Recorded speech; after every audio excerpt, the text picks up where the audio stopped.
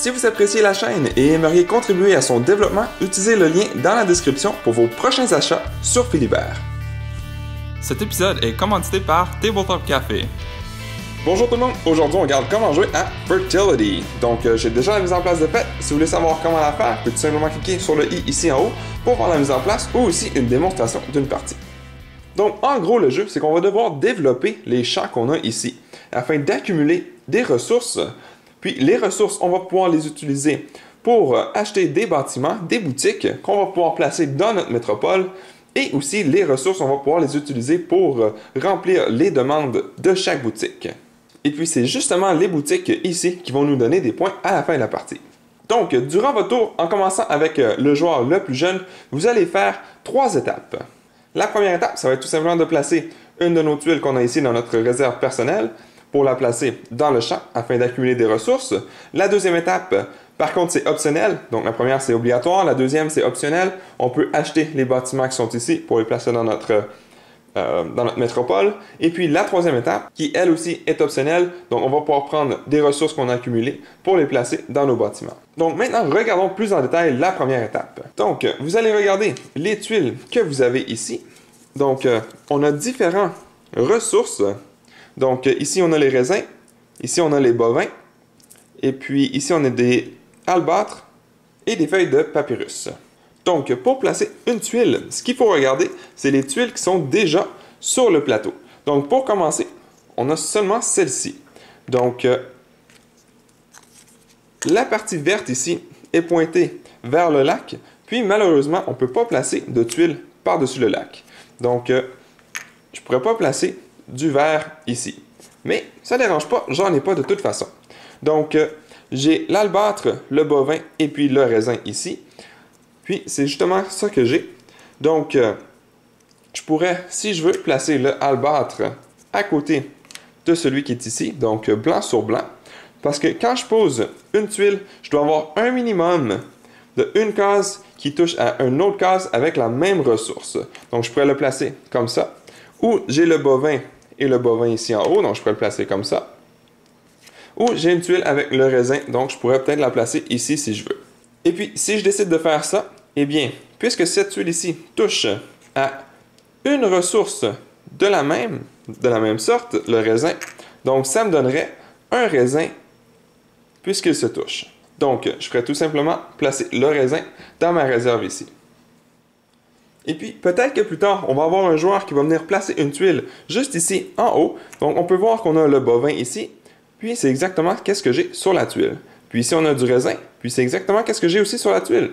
Donc, si je le place de cette façon-là, bien, ça me donnerait un raisin ici, puisqu'il se touche. Et puis, un bovin ici, puisqu'il se touche. Et puis, si jamais j'aurais eu une tuile comme ceci avec 2 raisins, bien, quand je viens placer la tuile ici, bien, maintenant, j'aurais donc le raisin ici, j'aurais le bovin, mais j'aurais aussi un autre raisin puisque la tuile vient toucher à une autre tuile avec le raisin. Donc j'aurais 2 raisins et un bovin en plaçant la tuile ici. Une autre chose aussi qu'on doit regarder, eh bien ici j'aurais pris mon bovin, j'aurais pris mes 2 raisins, mais la tuile ici vient toucher au champ de blé. Donc non seulement j'aurais les ressources ici, mais j'aurais aussi un blé. Donc pour le blé, on vient tout simplement sur notre métropole et puis on va tout simplement avancer notre marqueur de blé de 1. Et puis si jamais je viens placer une tuile comme ceci, bien j'aurai mon bovin ici, puis j'aurai 2 blés puisque les 2 cases ici touchent aux blés qui sont ici. Et puis la troisième chose qu'on doit vérifier, donc la première c'était tout simplement les tuiles à côté des autres tuiles, la deuxième c'est s'il y a un champ de blé, la troisième c'est si on a réussi à couvert un des petits terrains avec une ressource. Donc, même si je viens placer celle-ci, même si elle est à côté, je n'obtiens pas la ressource. Je dois mettre une tuile qui va venir la cacher. Donc, peut-être qu'au prochain tour, je vais avoir une tuile, puis je peux venir la placer comme ceci. Je n'ai pas besoin d'avoir un vert sur vert, donc je ne suis pas obligé de la placer comme ça. Puis de toute façon, je ne pourrais pas, puisque ça c'est blanc, et puis le vert à côté du blanc, ça ne fonctionne pas, donc je serais obligé de la placer de cette façon. Et puis maintenant, puisque je viens de cacher le vert, donc j'aurai une ressource de papyrus. Ou j'aurais pu aussi décider de la placer comme ceci. Donc, je viens cacher la feuille de papyrus, donc ça me donne le vert. Ensuite, j'ai blanc sur blanc, donc j'aurai une ressource de albâtre. Puis ici, c'est vert avec bovin, donc je n'aurai pas de ressource. Donc, ceci est légal puisque j'ai au moins une des ressources qui se touche. Et puis, la dernière chose qu'on doit regarder, eh bien, quand on vient placer une tuile, par exemple, si j'aurais celle-ci, que je voudrais la placer ici, bien, la tuile ici est complètement entourée de tuiles, donc ça serait impossible de venir placer une tuile ici. Donc, je vais avoir deux choix si je réussis à entourer un terrain avec aucune tuile. Mon premier choix, ça va être tout simplement de le laisser vide et de prendre une des ressources de mon choix. Donc, je pourrais soit prendre le papyrus, le albâtre, bovin ou un raisin. Puis, je le placerai tout simplement dans mon inventaire à côté de la métropole. Ou, mon deuxième choix, eh bien, ça serait de prendre un de mes monuments et puis de venir le placer au centre du terrain comme ceci. Et puis, l'avantage de placer nos monuments comme ceci sur le terrain, eh bien, c'est tout simplement que celui qui en a le plus va avoir des points à la fin de la partie. Mais je vais l'expliquer plus en détail durant le pointage final. Donc, ce sont les 4 effets possibles qu'on peut avoir lorsqu'on pose une tuile, et puis ils sont tous cumulables. Donc, vous avez les ressources quand ils se touchent, les ressources si vous cachez un terrain avec une ressource, puis si vous créez un petit terrain, vous pouvez quand même le faire, donc vous pouvez tout faire. C'est tout cumulable. Ensuite, une fois que vous avez placé votre tuile et pris vos ressources, vous pouvez passer à la deuxième étape.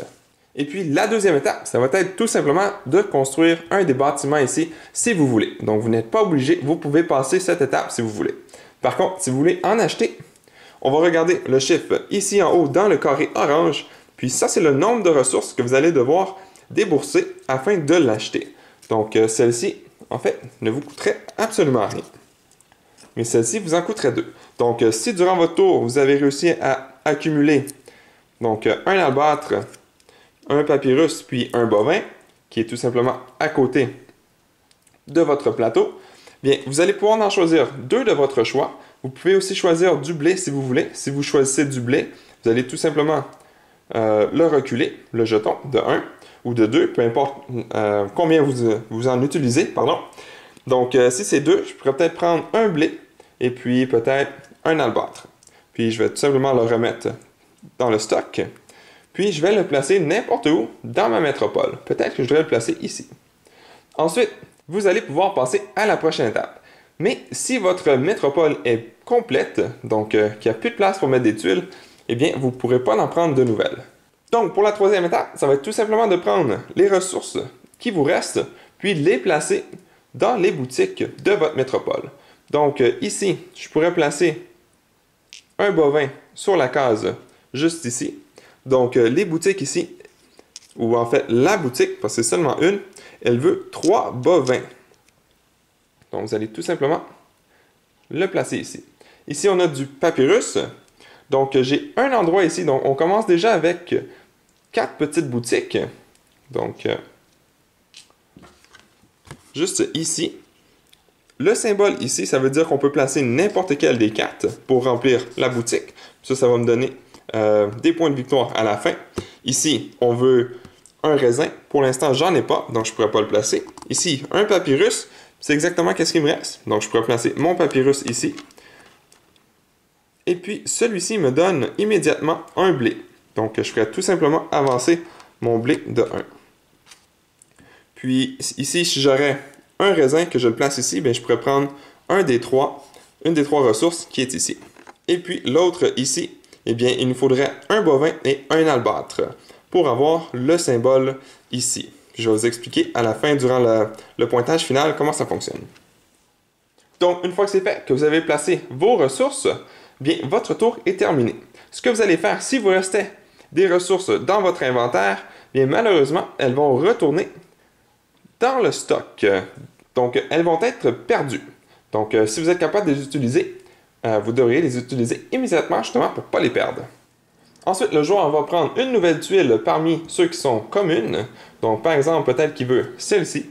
Et puis, il va venir la placer à côté de son plateau métropole avec les 2 autres. Et puis, on rajoute tout simplement une nouvelle, comme ceci.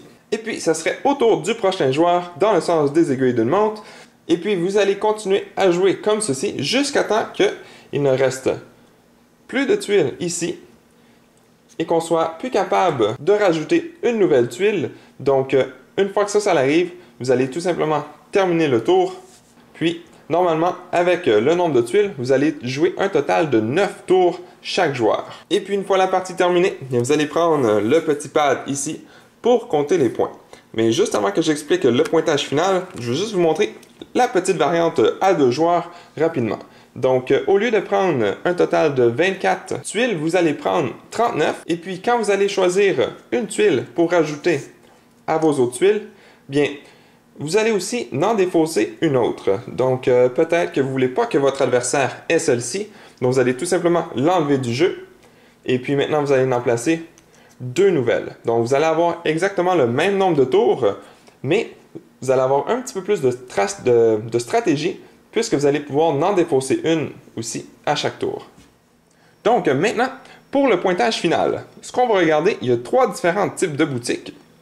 Donc, premièrement, on a les boutiques généralistes.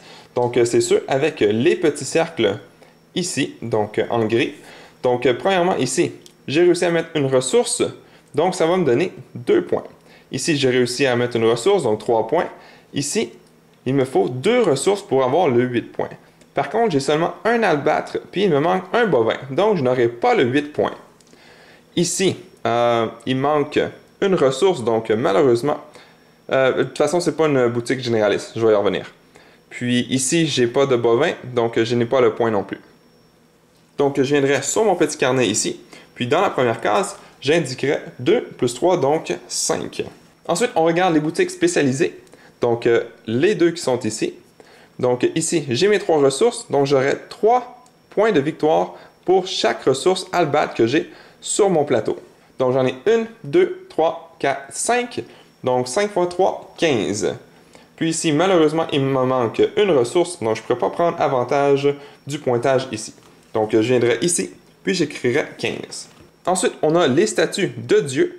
Donc, on va regarder les symboles des dieux qui sont ici. Donc, ici, j'ai mes 2 ressources. Donc, je peux avoir accès aux 2 symboles qui sont ici. Ici aussi, j'ai réussi à mettre ma ressource. Donc, je vais avoir le symbole. Ici, comme on peut voir, ça, c'est des choses qu'on a durant la partie. Donc, ce n'est pas quelque chose qu'on calcule pour le pointage final. Donc, dans ce cas-ci, cette tuile ici, il reste seulement ici que je pourrais faire des points. Donc, j'aurai un autre symbole. Donc, j'aurai un total de 4 symboles. Puis, si on regarde ici, pour 4 symboles, ça me donne 18 points. Donc, je viendrai ici, puis j'écrirai 18 points. Ensuite, on regarde le nombre de monuments pour chaque joueur. Donc, au lieu de les placer sur le plateau, on va dire que le jaune a réussi à placer un monument. Ensuite, que le bleu a réussi à en placer 2. Que le vert a réussi à en placer 2. Donc, ceux qui en ont le plus, si c'est égal, ils vont les deux avoir le même nombre le plus haut. Donc, les deux seraient en première place. Donc, les deux auraient un total de 15 points. Ensuite, le jaune serait considéré comme deuxième et non troisième. Donc, il aurait 7 points. Et puis, si ce sera 4 joueurs, eh bien, le 4e joueur, s'il n'y en a aucun, eh bien, aurait 0 points. Puis, s'il y en aurait un, eh bien, les deux ici auraient 7 points aussi. Et puis, si j'aurais un joueur à 2, donc lui aurait 15 points, et les 3 ici auraient 7 points chacun. Et puis, si un seul joueur a des monuments, eh bien, il va prendre le 15 points, même si eux seraient considérés comme en 2e place, bien, ils n'ont aucun monument, donc il y aurait 0 points. Vous devez absolument avoir au moins un monument pour avoir accès aux points. Et puis, même chose ici, donc les deux ici auraient 15 points, et eux n'auraient rien. Et puis, vous faites tout simplement inscrire vos points dans la case ici. Et puis, pour le blé, donc tout dépendant de combien vous en avez accumulé, donc par exemple, si vous en avez accumulé seulement un, vous allez avoir 2 points. Puis, plus que vous en avez, plus de points vous avez. Si vous avez à 8, vous allez avoir 28. Ou jusqu'à 10, donc vous allez avoir 40 si vous voulez. Donc, par exemple, si ici j'aurais seulement, j'en aurais 8, bien j'aurais 28 points, puis je viendrais l'écrire juste ici. Ensuite, on additionne tous les points, puis celui qui a le plus de points gagne la partie. Et puis, si jamais il y a une égalité, bien, celui avec le moins de ressources, et non le plus, le moins de ressources va gagner la partie. Et puis, s'il y a encore égalité, eh bien, on se partage la victoire. Donc voilà, c'est tout. Vous êtes maintenant prêts à commencer à jouer à Fertility. Merci à toutes les personnes qui ont regardé jusqu'au bout cette vidéo. Si cela vous a plu, n'hésitez pas à mettre un j'aime ou un commentaire sous la vidéo. et de vous abonner pour ne rien manquer à l'avenir, car cela fait toujours plaisir pour le travail réalisé.